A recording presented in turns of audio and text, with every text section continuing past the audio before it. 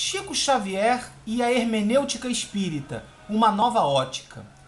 O título deste vídeo, para muitas pessoas, pode parecer fantasioso, ambicioso, incompreensível, mas pretendo realmente lançar uma nova ótica neste vídeo de interpretação e de visão sobre os postulados da doutrina espírita e sobre a doutrina espírita como um todo. É uma tarefa de fato complexa que, após procurar amadurecê-la, trá-la-ei agora da maneira mais simples que puder ser expressada. Por que o vídeo inicia com Chico Xavier? É natural que eu não pretenda aqui traçar uma biografia do grande missionário que é conhecida de todos. Porém, um ponto interessante de raciocínio para podermos construir a ideia deste vídeo é a maneira e o ponto onde se situa Chico Xavier. No momento em que percebemos, caminhando para Kardec, no momento em que nos damos conta da grandiosidade de sua obra, no momento em que percebemos a maneira como ele codificou o ensino dos espíritos, a maneira como ele pesquisou, como ele foi rigoroso, temos uma obra realmente maravilhosa. Temos uma obra que é a obra mestra, de guia para todos nós, fundamental e básica. A questão é, eu gostaria pessoalmente que este vídeo fosse uma escada, onde de passo em passo, de degrau em degrau, pudéssemos construir uma ideologia racional, a partir de cada um dos pressupostos, que procurarei colocar ordenadamente. Em primeiro lugar, não paira dúvida de que a mensagem codificada por Kardec proveio do plano espiritual. Sobre este ponto não paira dúvida. Compreendemos então que a grandiosa missão do mestre de Lyon foi exatamente essa codificação e essa organização do pensamento espírita para poder passá-la ao mundo. Ótimo. Porém, temos que perceber um detalhe interessante.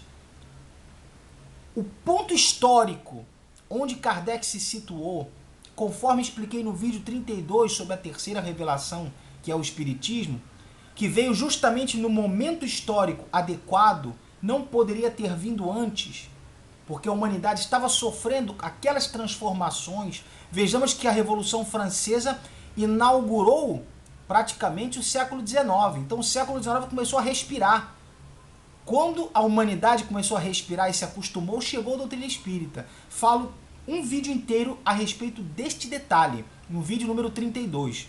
Porém, quando nos damos conta de que Kardec está situado num ponto histórico perfeito, percebemos que não poderia ser coerente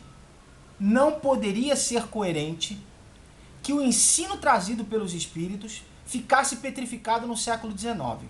Não podemos admitir, em hipótese alguma, esse pressuposto incoerente de que no século XX haveria uma paralisação do correto, do justo desenvolvimento do espiritismo.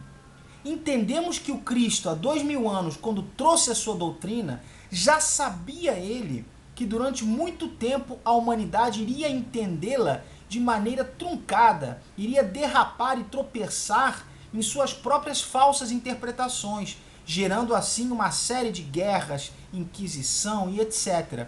Ele sabia disso, mas como o Espiritismo é a terceira revelação anunciada pelo Cristo, é natural que ele viesse no momento onde não fosse sofrer da mesma forma que o cristianismo primitivo sofreu. Portanto, não poderia o Espiritismo ser bombardeado de forma incorreta, de interpretações truncadas e de desvios, conforme foi o cristianismo em seus primórdios. Seria trazer uma nova e mais detalhada explicação, revelação, que é o Espiritismo, para padecer dos mesmos problemas do cristianismo primitivo, que sofreu as deturpações. Isto não é coerente. É natural que a terceira revelação, que é o Espiritismo, fosse trazida para não passar pelas mesmas e idênticas dificuldades do cristianismo ao tempo do Cristo, que demorou todo esse tempo para ser assimilado, expurgado das falsas interpretações, das camadas que se sobrepuseram, camadas de falsas interpretações. O interessante é que, de degrau em degrau racional, nos damos conta de que o Espiritismo, a rigor, não poderia padecer exatamente das mesmas dificuldades que o cristianismo padeceu durante bastante tempo, como sabemos pela história, pelas falsas interpretações. Portanto, para que os espíritos trouxessem a doutrina espírita no século XIX, é natural que eles não fizessem todo esse movimento mundial para cair no abandono do século XX. Portanto, é óbvio que o século XX, com as transformações imensas da tecnologia, da medicina, da ciência, da filosofia, da sociologia, de todos os aspectos do conhecimento humano, das artes e etc., é natural que o século XX, imediatamente posterior a Kardec, fosse um século sequioso de novas informações, fosse um século necessitado de novos esclarecimentos sobre questões antes não abordadas, como a questão da homossexualidade, a questão da inseminação artificial e das famílias diferenciadas que não são formadas necessariamente pelo casamento, situações novas da humanidade. O século XX abriu-se após Kardec, que Kardec desencarnou em 1869, portanto o século XX que se abriu foi um século sedento de informações, e absolutamente incoerente seria que o século ficasse vazio e lotado de enganos e de erros, de mistificações e de falsas interpretações e de coisas absurdas. Seria ilógico, seria absurdo, que logicamente não é o que de fato ocorreu. Se entendemos que os espíritos não teriam feito esse esforço para morrer na praia, como se costuma dizer no vulgo, não fariam esse esforço em vão, é natural que o século XX trouxesse para nós uma continuação minudenciada, pormenorizada. E é justamente a partir deste ponto que se insere a figura magnânima e sublime de Chico Xavier. Por que Chico Xavier? Porque após a chegada da doutrina espírita, necessário seria que um missionário ou vários missionários, como é o caso também de Divaldo Franco, que complementou ele na parte principalmente da oratória e o Chico Xavier principalmente na parte escrita. Não obstante, Divaldo Franco também tenha muitos livros psicografados. Naturalmente não com o mesmo caráter de Chico Xavier, porque seria redundância. A questão é, o nível moral, a grandeza da revelação espírita no século XIX exigia uma complementação e uma pormenorização de grande nível. E não somente de grande nível, mas de grande quantidade, de grande qualidade, cujos missionários incumbidos deveriam ser de grande polidez moral, de grande envergadura espiritual. Quando então analisamos a figura de Chico Xavier, verificamos os milhões e milhões e milhões de livros que vendeu, sem amealhar um centavo. Quando vemos a cópia das doações em cartório que Chico Xavier fez dos direitos dos livros que psicografou para instituições de caridade, em grande maioria, e uma pequena parte para a divulgação do espiritismo, no auxílio aos necessitados, quando vemos a sua postura moral, quando assistimos ao Pinga Fogo, na extinta TV Tupi, lá nos idos de 1971, 72, quando vemos a maneira bondosa como ele se dirigia, quando vemos a forma correta, benigna, bondosa de sua personalidade, quando percebemos a obra imensa de 400 e tantos livros psicografados incessantemente ao longo de uma vida, quando nos damos conta de todo esse material, percebemos que não haveria outro que pudesse substituir ao Chico Xavier. Ou seja, a interpretação que conduza à eliminação do Chico Xavier e à permanência exclusiva de Kardec, situado no século XIX, mais nada, é uma interpretação por excelência falsa. Por excelência falsa. Porque o século XX exigia uma complementação e o plano espiritual não nos deixaria órfãos desta explicação e dessa complementação.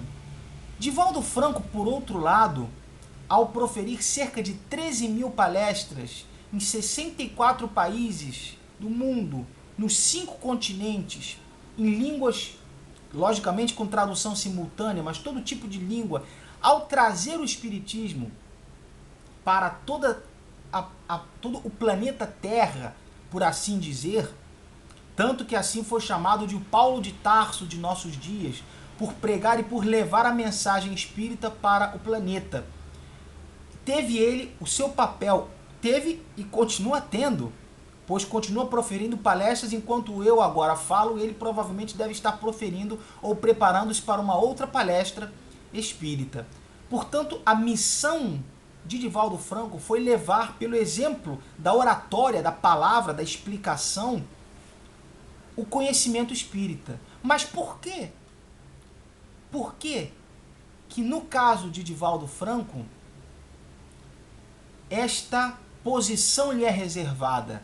Porque não somente ele teve e tem essa função, mas ele também mantém uma obra, uma instituição chamada Mansão do Caminho, cuja grandeza, cujo auxílio aos necessitados já lhe granjeou tantos prêmios e tantas medalhas, instituição com 50 e poucas construções entre escolas, orfanatos e todo tipo de auxílio possível no bairro do Pau da Lima, em Salvador, Bahia. Esses missionários, cuja grandeza do exemplo de vida mostraram sua integridade moral, sua conduta, é necessário que se faça uma interpretação de Kardec de maneira a, dentro da obra de Kardec, lançar uma luz que ilumine a estes missionários e interprete suas obras em concordância, ao invés de lançar uma luz para outro lugar cuja interpretação seja destoante da obra destes missionários. Portanto, o ponto central que nos conduz à famosa hermenêutica espírita, da qual falarei em seguida, é o ponto-chave. A interpretação, sendo ela não somente exclusiva e única, mas toda interpretação é passível de deslocamento em seu ângulo, a interpretação deve ser aquela que procure entender de que forma a obra de Chico Xavier, de que forma as palestras de Divaldo Franco e seus livros, de que forma estes missionários se enquadram no conhecimento espírita e na obra de Kardec, formando um todo espírita. A interpretação que me conduza à escuridão é falsa. A interpretação que me conduza à luz solar, esta será verdadeira. Alguns dirão, alguns contrários dirão, mas eles se equivocaram em alguns pontos, a interpretação não é possível desta maneira. É aí que entraremos na hermenêutica espírita. Hermenêutica. Esta palavra significa, basicamente, a ciência da interpretação. Algumas pessoas que leem algum trecho e o entendem, consideram esse entendimento satisfatório. No entanto, muitas vezes não sabem, ou às vezes sabem e se esquecem, que existe uma ciência da interpretação. que é a hermenêutica. É a ciência que procura estudar tudo aquilo que envolve a interpretação, de maneira a que o entendimento que quer se passar possa ser aplicado, possa ser assimilado e possa ser utilizado da maneira mais correta e mais consentânea possível. Esta é a ciência da interpretação, a hermenêutica. Na hermenêutica por si só, vemos vários postulados que fazem referência ao comunicante, à comunicação, à forma de expressão, à forma de captação, e que trata de aspectos relativamente abstratos no conceito de comunicante, de comunicação, de mensagem, receptor, etc. Porém, a hermenêutica jurídica é aquela que, em parte, melhor se adapta para o conhecimento espírita. Por quê? Não é somente por termos grandes associações voltadas ao espiritismo e ao direito, como a Associação Brasileira dos Magistrados Espíritas, a Associação dos Juristas Espíritas, a Associação dos Advogados e pessoas ligadas ao direito dentro do espiritismo. Não é só por isso. Não é só pela existência dessas associações que mostra a aptidão que o operador do direito tem de compreender o espiritismo melhor. Mas não é só por eles. É porque, a bem da verdade, quando o direito traz leis, não precisamos entender de leis nesse momento, mas é um conceito.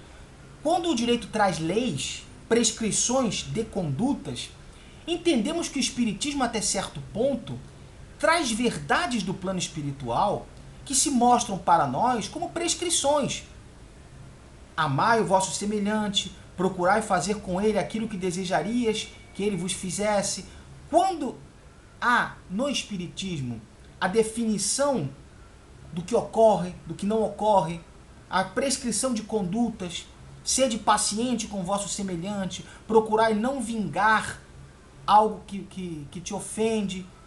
Quando ocorre essa prescrição, começamos a entender que o espiritismo é como se fosse uma gigantesca legislação que não impõe, porque nos dá liberdade de ação, mas coloca todos os pontos para que sejam compreendidos. Então, a hermenêutica jurídica consegue se aplicar ao espiritismo, principalmente em 4 métodos interpretativos. O método literal, o método sistemático, o método histórico e o método teleológico. Os 4 métodos da hermenêutica jurídica que podemos, e é o que eu proponho neste vídeo, podemos absorver, tomar emprestado, herdar para debruçar este método de 4 vertentes sobre o espiritismo. É aí que a questão se abre diante dos nossos olhos, porque aquela interpretação reducionista, conduzida, tacanha, de certa forma tendenciosa, curta, restrita, aquelas interpretações que nos conduzem a uma ótica pervertida sobre a obra de Chico Xavier ou de Divaldo Franco, Emmanuel, espírito, André Luiz, espírito, passa a ver outra ótica totalmente diversa sobre essa análise. Em princípio, vamos analisar esses 4 métodos para entendermos aonde que ele se enquadra no espiritismo. A interpretação, em primeiro lugar, é a interpretação literal, também chamada de gramatical. É uma interpretação, e agora falarei somente sobre o espiritismo, não voltarei à questão do direito, para que não se desvirtue o foco do tema. A interpretação literal ou gramatical é sempre o ponto de partida. É a análise daquilo que está escrito, basicamente aquilo que está escrito, em sua estrutura de sintaxe. É o texto muito simples. O espírito não regride, somente estaciona ou evolui. O significado de regride, o significado de evolui é apreendido e o seu sentido gramatical é compreendido. Este é o ponto de partida. Muitos conceitos errados já neste momento são traçados pelos colegas e irmãos estudiosos do espiritismo, muitas vezes, quando, numa passagem do livro A Caminho da Luz, Emmanuel refere-se ao fato de que a raça adâmica provinha de milhares de anos para trás, vamos em Kardec e vemos que a raça personificada em Adão provinha de 4.000 anos antes de Cristo. A interpretação imediata seria uma interpretação que conduziria ao engano da parte de Emmanuel.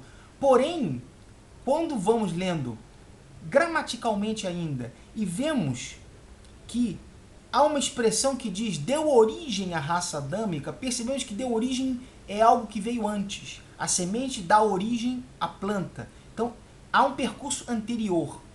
A noção gramatical é a primeira. Logicamente, é o ponto de partida. Mas, após entendermos exatamente aquilo que está escrito ali, considerando expressões como ainda no livro A Caminho da Luz, quando Emmanuel refere-se às transformações esperadas no século XX, falando da questão também do mundo de regeneração, as transformações são esperadas. Não quer dizer com isso que vão ocorrer. Nem algumas e nem todas. Elas são esperadas, porque o século XX, evidentemente, teve esse anseio, esse desejo destas transformações, que foram então esperadas. A espera não significa que fossem acontecer todas elas, porque esperar é por algo que vai acontecer. Esperadas no século XX, para algum tempo posterior. Ainda aí é a interpretação gramatical. Alguns colegas, como o irmão Nobre, a quem devemos muito respeito, Sérgio Aleixo, refere-se neste ponto ao entendimento que conduz, a uma interpretação que conduz à conclusão de que as transformações não ocorreram todas no século XX, portanto Emmanuel se equivocou.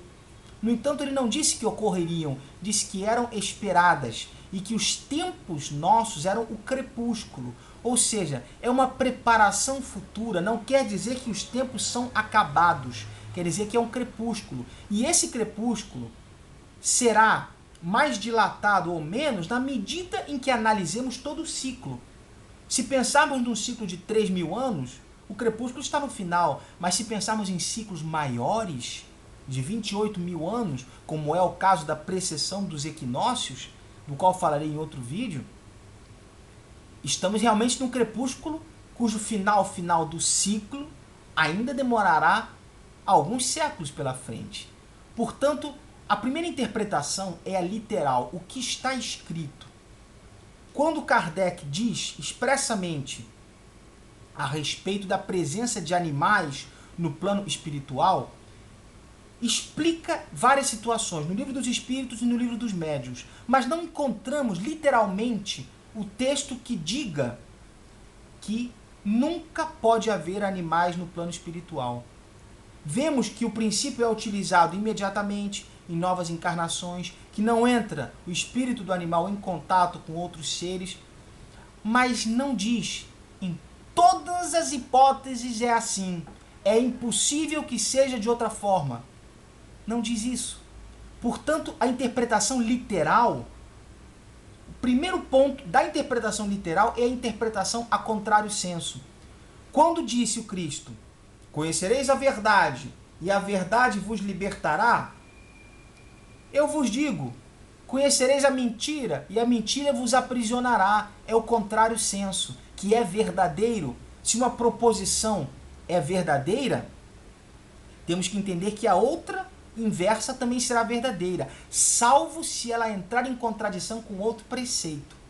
E aí é que vemos, após a questão da interpretação literal, gramatical, vamos ver a interpretação sistemática. A interpretação sistemática, como o próprio nome diz, ela procura enquadrar aquele pensamento dentro de um sistema. Os espíritos, por exemplo, dizem que a carne alimenta a carne. Portanto, senão o homem perece. E no Livro dos Espíritos não se condena o uso da carne. Porém, temos que entender um conceito. Em mundos mais espiritualizados, em mundos mais etéreos, cuja matéria tenha se rarefeito, naturalmente que não haverá alimentação carnívora em nenhum lugar. Será uma transição evolutiva, assim como o próprio peso molecular, a própria estrutura da matéria serão diferentes. Portanto, o caminho de evolução do princípio espiritual, reencarnando em diversos planos, em diversos planetas, evoluindo, fará com que paulatinamente o homem realmente se alimente menos de carne. O que não quer dizer que no momento presente isto seja nocivo. Portanto, quando Emmanuel diz em seu livro O Consolador que a alimentação de carne é um grave equívoco, expressamente diz ele, alimentar-se das vísceras de nossos irmãos inferiores é um grave equívoco. Temos duas maneiras de entender. Duas maneiras de entender. E aí entrarei depois na parte da interpretação histórica, que situa o momento histórico. Voltando ainda à interpretação sistemática, tentando entrar no sistema. Dentro do pensamento dos espíritos, quando vemos que os mundos evoluem e que estamos num plano, vemos que há compatibilidade entre a supressão de alimentação carnívora para evoluções notoriamente mais purificadas e mais elevadas, e percebemos a noção do momento onde nos encontramos.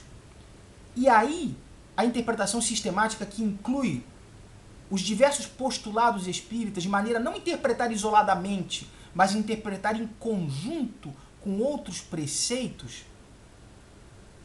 Quando dizemos, num dos preceitos, Deus é eterno, é onipotente, é justo, é soberano, é bom.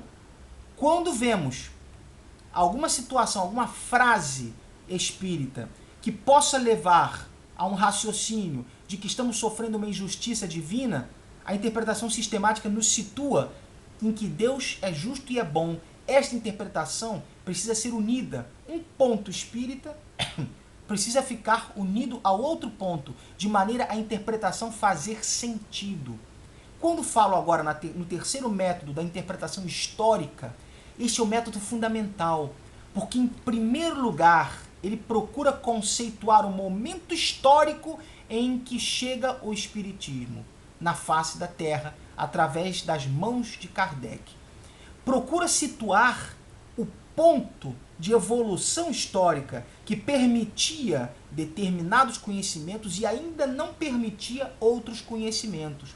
Portanto, quando Emmanuel fala que a alimentação carnívora é um equívoco, a interpretação pode ser dupla. Em primeiro lugar, como espírito em evolução, eis que Emmanuel não se considerava perfeito, e ele sabia que não era perfeito, é possível que esta seja uma manifestação de sua própria opinião pessoal. Mas, abstraindo deste foco, se pensarmos em unir esta interpretação com a interpretação do Livro dos Espíritos, que permite a alimentação carnívora, a interpretação histórica nos faz entender que o que Emmanuel queria dizer era no sentido de que, na medida em que a humanidade vai evoluindo, inclusive morfologicamente, século após século, é necessário a transformação de costumes, de hábitos, para que o planeta, em tempos futuros, possa adquirir uma alimentação, digamos, vegetariana. Contudo, os espíritos, no Livro dos Espíritos, pontuam que esta não é uma necessidade premente. A conduta humana é mais importante do que a alimentação especificamente.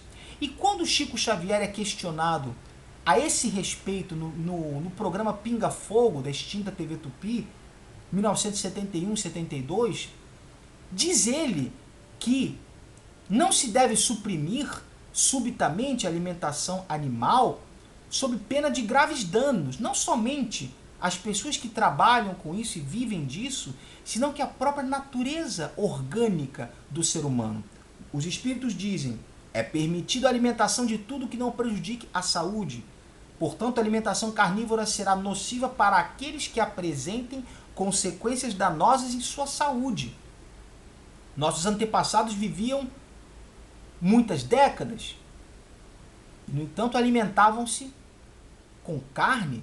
Ou seja, a questão é a interpretação que procure conciliar os dois pensamentos aparentemente antagônicos, que procure entender que a interpretação que consiga unir esses pensamentos é a interpretação preferível.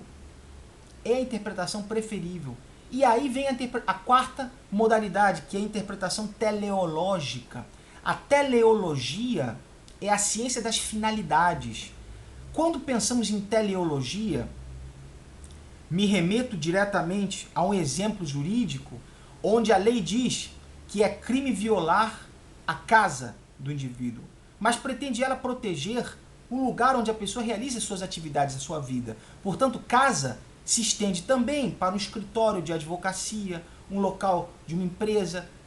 O sentido é ampliado pela interpretação teleológica, porque a finalidade é preservar o local onde o indivíduo tenha a sua vida estruturada. Portanto, se estende. A interpretação teleológica absorve a finalidade, ou seja, o que desejava o espírito quando se manifestou e disse a Kardec a respeito de determinadas situações aparentemente contraditórias. É preciso que se entenda contraditórias com o pensamento posterior de Emmanuel, de André Luiz, de Valdo, Chico. O que pretendiam os espíritos nestas mensagens que alguns amigos detectam e classificam como contraditórias? Pretendiam eles, e aí a interpretação teleológica, compreender a situação histórica onde estavam e criar uma nova consciência no ser humano, fazer com que ele percebesse novas realidades, se preocupasse com outros aspectos, mas que o próprio Kardec dizia que a doutrina espírita não estava fechada e centrada e totalizada em seu conhecimento. Tinha ele, portanto, esse aspecto de abertura para que posteriormente fosse construído mais ainda o conhecimento espírita.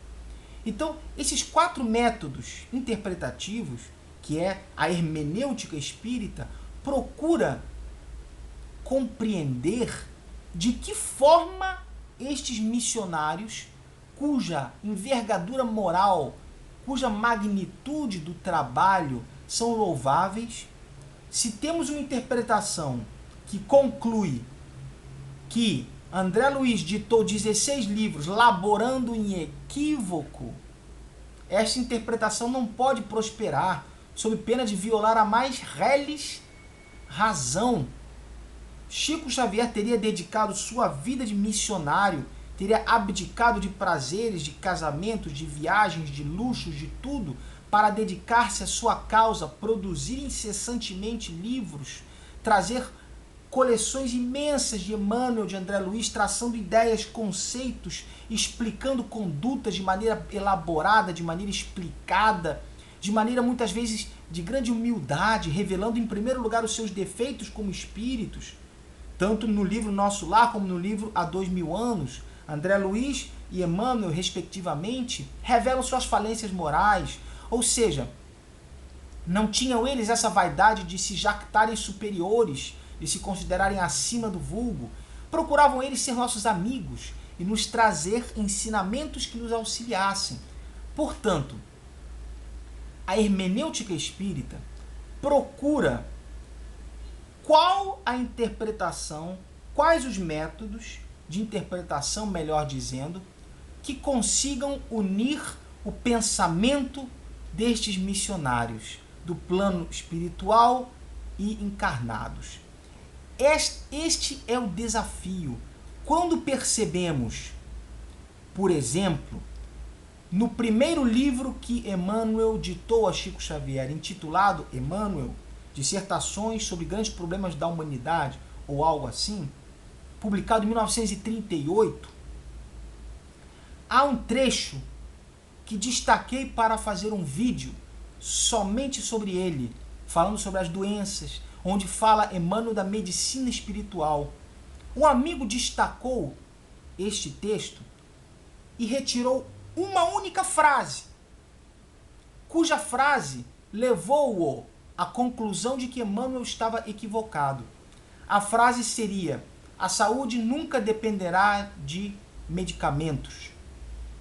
Pegou esta frase para dizer que imediatamente após esta frase descobriu-se a penicilina e etc. E a humanidade adquiriu cura para diversas enfermidades através da química medicamentosa e que Emmanuel, portanto, havia se equivocado. É aí que a interpretação precisa ser sistemática. Porque, lendo uma frase, temos esta noção, mas quando lemos as demais frases, percebemos que Emmanuel queria dizer que a saúde provém do aspecto espiritual, da consciência tranquila, do equilíbrio psicossomático.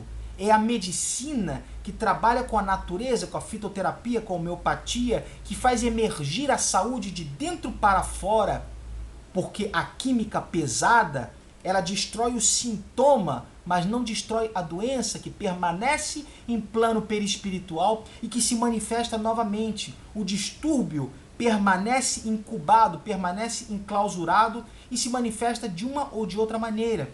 Queria dizer ele que não é com excesso de medicamentos que se encontra a saúde, é com uma conduta de vida, com uma conduta ligada à natureza, com uma conduta psíquica, psicossomática saudável. Este é o conceito maravilhoso que nos traz Emmanuel na mensagem, cuja frase inicial, a saúde nunca dependerá de medicamentos, é aproveitada para construir um conceito errôneo e concluir pelo equívoco de Emmanuel, que naturalmente não foi equívoco, a interpretação é que mostrou-se incompleta. E este tipo de interpretação, muitas vezes, se expande por amigos e por colegas bem intencionados, quero crer eu, na doutrina espírita, que realizam interpretações absolutamente curtas e tendenciosas, conduzindo a ideia destes grandes missionários e pensadores para uma vala comum, cujo equívoco torna-se manifesto, mas a interpretação é que precisa de uma ótica mais ampla. Quando, por exemplo, este é um conceito básico que aí vem do aspecto histórico, da interpretação histórica. Quando Kardec fala que existem mundos intermediários e que o espírito permanece um tempo na erraticidade, quando no Livro dos Espíritos ele fala a esse respeito, não fala sobre as colônias espirituais, como Nosso Lar, Cidade Nova e etc.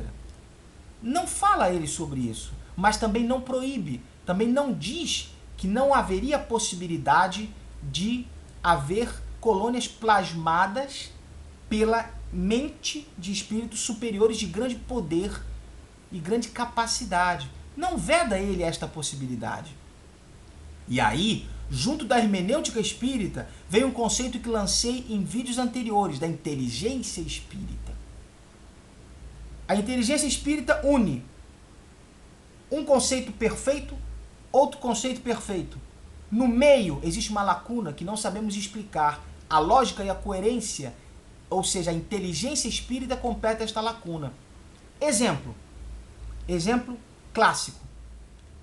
Se tenho doenças plasmadas no meu perispírito por condutas inadequadas no plano material, por suicídios e etc., que permanecem na espiritualidade, porque minha mente fica condicionada àquele distúrbio, àquele equívoco, por que não posso ter também roupas e estruturas nas quais eu me manifesto no plano espiritual para ser visto pelos outros? Minha mente condiciona uma roupa, uma indumentária, e assim eu me apresento. Também posso ter essa realidade. Então, se posso plasmar uma doença, se posso plasmar uma aparência, e se minha evolução for muito, muito, muito mais depurada, por que não posso plasmar uma rua, uma pequena vila, Por que não posso plasmar estruturas compatíveis com o poder cristalizador e aglutinador do espírito? É claro que eu posso. E é aí que se encontram as colônias espirituais. Portanto, aqueles que apregoam com todo o respeito de nossa estimada associação de pedagogos espíritas, que negam a possibilidade das crianças índigo e cristal, ou de psicólogos espíritas, se não me engano, a questão é que o primeiro ponto da inteligência espírita ligada à hermenêutica espírita é entender que Kardec não disse tudo. Muitas coisas Kardec deixou lacunosas para serem completadas depois. Porém, quando temos algo que Kardec não disse, não pode, a rigor, ser considerado como incongruência doutrinária. Não tem base doutrinária, como costumam dizer os irmãos. É preciso que se interprete que, se não encontramos na obra de Kardec um texto claro onde ele vede expressamente aquela possibilidade, onde ele se refira expressamente àquela possibilidade, temos que entender que, a princípio, ela é possível.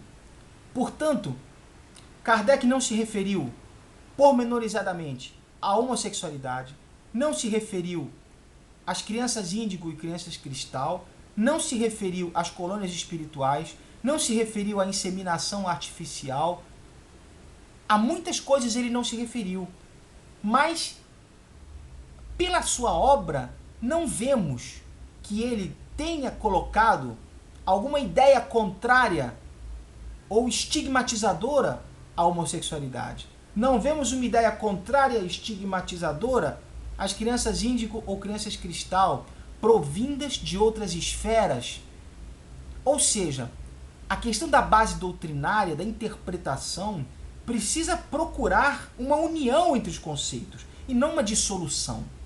De maneira que os métodos interpretativos, sobretudo os últimos, teleológico e histórico, procuram situar no âmbito histórico aquele conceito de Kardec e observar o que pretendia esse conceito, qual era a intenção desse conceito, o que ele almejava, qual era a sua pretensão, o que ele queria criar, porque, veja bem, Kardec precisava sedimentar, em primeiro lugar, os conceitos básicos, a imortalidade da alma, a comunicabilidade dos espíritos, a reencarnação. Ele precisava trazer os conceitos básicos.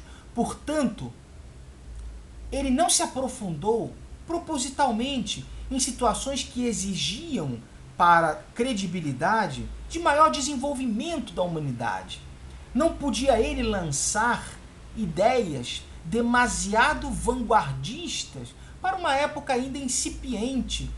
Ainda hoje vemos muitas pessoas que não compreendem o Espiritismo em sua expressão mais simples.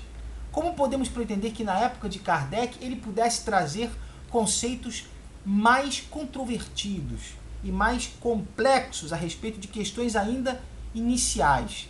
Portanto, a hermenêutica espírita, que procuro, com a máxima boa vontade e modéstia, trazer para a luz da interpretação do Espiritismo, é aquela que procura conduzir o pensamento espírita de forma a fazer sentido com aqueles que foram missionários e que nos trouxeram conhecimentos realmente de grande valia. Uma coisa interessante, quando pesquisamos, por exemplo, sobre a hermenêutica, as leis da hermenêutica, leis fantásticas, que aplicamos ao Espiritismo com uma beleza impressionante. A primeira regra, e aqui é a hermenêutica jurídica, mas perfeitamente se aplica ao Espiritismo. Regra número 1. É incorreta a interpretação que conduz ao vago, inexplicável, contraditório ou absurdo. É aquela interpretação que conclui pela inutilidade do trabalho de Chico Xavier, é uma interpretação falsa. Ah, mas está tudo explicado, está errado. Localize o erro. Aquela interpretação que conduz ao absurdo é errada. tanto na obra de Emmanuel quanto na obra de Kardec. Quando Emmanuel diz que a humanidade está na espera das transformações, não diz ele que elas estão ocorrendo e que vão ocorrer todas no século XX. É preciso ter uma certa parcimônia para perceber isso, porque esta interpretação conduziria ao contraditório e ao absurdo. A segunda lei, por exemplo, que traz aqui, segunda regra, a lei não contém frase ou palavra inútil, supérflua ou sem efeito. Ou seja, na obra desses grandes missionários, as palavras devem ser capturadas. Quando diz deu origem à raça adâmica, não quer dizer que a raça adâmica surgiu com Adão. É anterior, porque a imigração anterior deu origem à raça adâmica. Portanto, a raça adâmica é um ponto na evolução do tempo. Essa palavra, a origem, não é inútil. É a segunda regra. Quando vemos, por exemplo, uma outra regra, prevalece a interpretação que compatibiliza normas aparentemente contrárias. Ou seja, se eu tenho várias interpretações, uma delas conduz Kardec e Emmanuel, Kardec e André Luiz a posições contrárias, preciso procurar uma interpretação que conduza a uma interpretação harmônica. Se eu tenho uma interpretação que pode trazer Emmanuel, André Luiz e Kardec para uma convergência, esta interpretação eu devo preferir, porque senão eu iria em contradição com outro pressuposto. Eu iria dizer que toda a obra de André Luiz, baseada nas colônias e nas experiências que ele trouxe através de Chico Xavier, foram inúteis. André Luiz, portanto, era inútil, era mistificador, Chico Xavier não sabia o que fazia. Portanto, esta interpretação é falsa. Não é? Uma outra regra que vemos, importante, quando a lei não faz distinção, o intérprete não deve fazê-la. Ou seja, esta é fundamental. Onde o ensinamento de Kardec, trazido pelos espíritos, não diz sempre os animais, o princípio espiritual dos animais será aproveitado em nova encarnação. Sempre acontecerá isso. Nunca eles poderão ser utilizados no plano espiritual de alguma maneira. Está escrito isso? Não. Então não deve o intérprete colocar essa palavra sempre, essa palavra nunca, onde o mestre não a colocou. Onde não há distinção, onde não há um ponto a ser frisado, não deve o intérprete frisá-lo por sua conta. Não deve o intérprete criar algo que não está dentro daquele contexto. É outra forma de se expressar. Outra, a norma especial prevalece sobre a norma geral. É interessante que determinados postulados espíritas, trazidos por Kardec, possuem uma gama de generalidade muito intensa. Kardec teve a preocupação de lançar ideias gerais, para poder construir uma norma geral espírita. É evidente que quando missionários, estudiosos, grandes vultos do espiritismo nos trazem uma interpretação mais especializada sobre um ponto, temos que buscar a prevalência desse ponto sem contradizer a norma geral. Quando se colocou por Gabriel Delane, Leon Denis, que a memória estaria no perispírito, percebemos que a memória de fato está no espírito. Mas a interpretação que pode nos fazer entender é aquela que demonstre que, da mesma forma que o espírito plasma em seu perispírito suas impressões, suas ideias, as enfermidades, as questões psicossomáticas, da mesma maneira que o perispírito é absorvente dos pensamentos e dos fluidos do espírito, da mesma maneira pode ser o da memória. A memória, portanto, que tem sede no espírito, manifesta sua gama fluídica sobre a estrutura do perispírito. Então, aquele que se debruça sobre o perispírito e lança um olhar sobre o perispírito, verifica os efeitos da memória e pensa que a memória está lá, mas a memória está no espírito. A interpretação que conduza a esse olhar é a melhor. E não a interpretação que conduza a que Leon Denis, Gabriel Delane e grandes missionários se equivocaram e não sabiam o que estavam dizendo. É a interpretação que melhor se adapte àquilo que nós podemos colocar. Portanto, uma outra interpretação, no todo se contém a parte. Quando vemos as generalidades de Kardec, entendemos que a parte minuciosa se encontra ali, mas temos que extraí-la. E este trabalho de interpretação precisa de metodologia. Precisamos entender que muitas coisas foram deixadas para serem completadas depois. E essa noção é vital, porque vivemos num tempo em que, frequentemente, os irmãos, e nesse momento faço uma confissão pessoal, os irmãos muitas vezes bem intencionados, trabalham para provar o equívoco, suposto equívoco de André Luiz, ou de Emmanuel, ou de Divaldo Franco, sobre as questões espíritas, localizando aparentes contrariedades, sendo que não se colocaram na posição de boa vontade, de maneira a situar a interpretação mais concetânea, a junção desses pesquisadores, desses vultos do espiritismo, encarnados e desencarnados. Ora, vejam, se temos uma doutrina espírita codificada no século XIX, se temos uma continuação obrigatória, quem seria? Ah, não seria Chico Xavier, seria quem? Seria quem? Quem teria a envergadura moral? Quem teria a grandeza da obra que não Chico? Então, se temos uma realidade que temos que saber interpretar, a ideia é não dissociar, a ideia é procurar qual é o ângulo que melhor se adapta, que melhor consegue trazer estes pesquisadores, estes vultos, ao entendimento. Vivemos num momento de muita separação nesse campo, de entendimentos diferentes, de entendimentos muitas vezes contraditórios, de pessoas que pretendem que Kardec começou e Kardec terminou, e nada mais após Kardec tem valor. Ao mesmo tempo, cria-se uma dicotomia insuperável. Ou compreendemos André Luiz e Emmanuel, ou compreendemos a obra de Divaldo e destes grandes missionários e a situamos, ou a negamos. Não podemos aproveitar 2 frases de Emmanuel, desprezar 5 frases, aproveitar uma de André Luiz, desprezar as outras 10.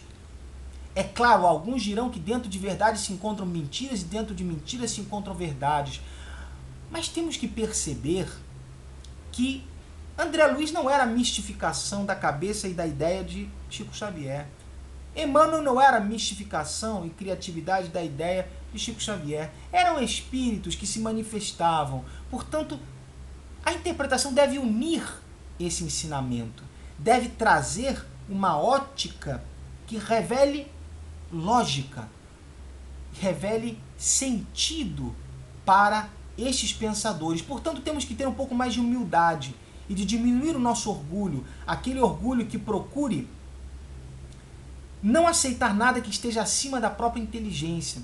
Vejo pesquisas, vejo muitas vezes interpretações feitas por irmãos muito bem intencionados que reduzem a ideia a um ponto tão curto, tão simplório, que realmente essa hermenêutica espírita se faz necessária.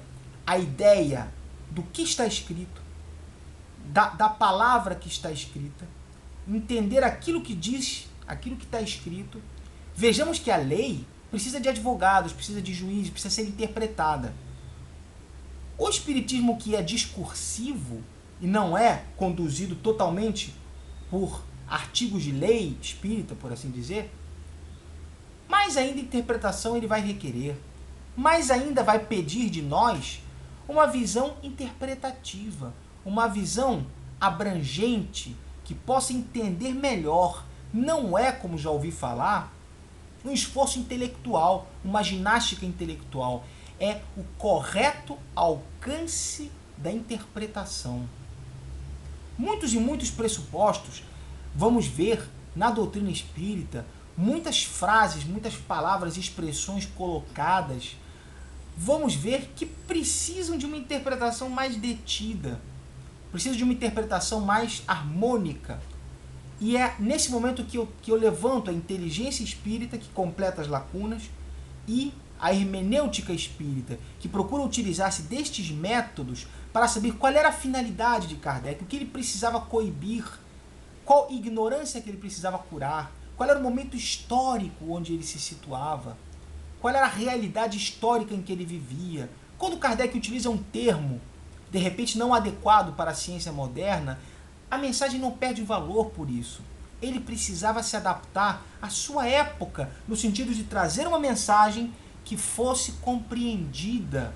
Porque, assim como Cristo há 2000 anos, Kardec precisava de uma mensagem compreensível, que as pessoas entendessem e que pudessem transmitir essa mensagem, entendê-la e, consequentemente, aplicá-la também. Por isso, esta interpretação é a que precisa ser lançada. Aquela que faz a nossa visão se ampliar e não se reduzir. Este é o ponto que gostaria de lançar neste momento de hermenêutica espírita, podendo voltar a ele em outra ocasião. Mas é um ponto que queria trazer com bastante ênfase para poder solucionar algumas dificuldades e sofrimentos que muitos colegas e amigos apresentam por tentar estudar a doutrina espírita e muitas vezes não entender uma coisa que Emmanuel disse, uma coisa que André Luiz disse. Existe coerência em todos eles, mas de acordo com o ângulo e a interpretação que realizamos. Isso é o que eu precisava trazer no dia de hoje. Desejo a todos paz, desejo uma ótima semana, felicidades a todos e até o próximo vídeo. Um grande abraço. Muito obrigado pela atenção.